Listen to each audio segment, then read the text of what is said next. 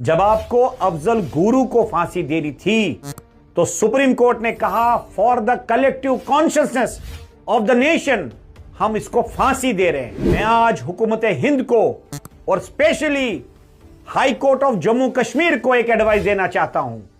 For the larger public interest and for the collective consciousness of the people of Jammu and Kashmir, आपको हमारा नुमाइंदा जो जमहूरी तरीके से चुना गया मेराज मलिक को रिहा करना चाहिए। इसलिए मेरा सुझाव जो एनसी के चीफ मिनिस्टर हैं उमर अब्दुल्ला साहब से, और दूसरी ये काटबात और गलबात वाली महबूबा मुफ्ती, सबसे पहले आप अपनी जो असेंबली के नुमाइंदे हैं उसको रिहा कराइए मेराज मलिक को।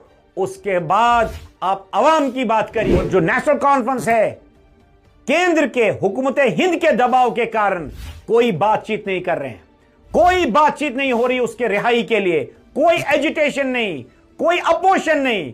मुझे तो लगता है कि राम नाम जपना और पराया माल अपना। मैं सबसे पहले ऑनरेबल हाई कोर्ट और हुकूमत हिंद को एक अनसॉलिसिटेड बिना मांगे एडवाइस देना चाहता हूं।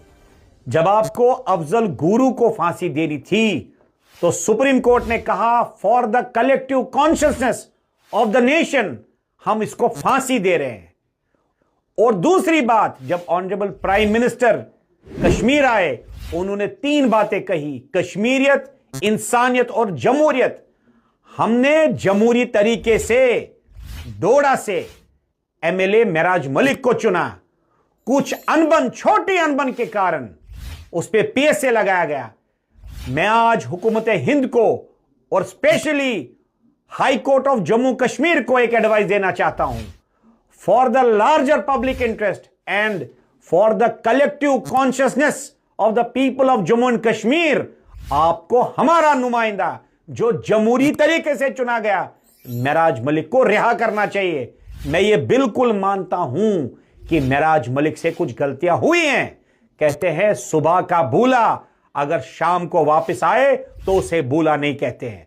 दूसरी बात जो मुझे शक होता है कि ये डेमोक्रेटिक तरीके को, इलेक्टेड रिप्रेजेंटेटिव्स को डिमीन करके यहां ब्यूरोक्रेसी को मजबूत करना चाहते हैं और जो अनइलेक्टेड है उनको आगे करके यहां जमहूरियत का कत्ल कर रहे हैं।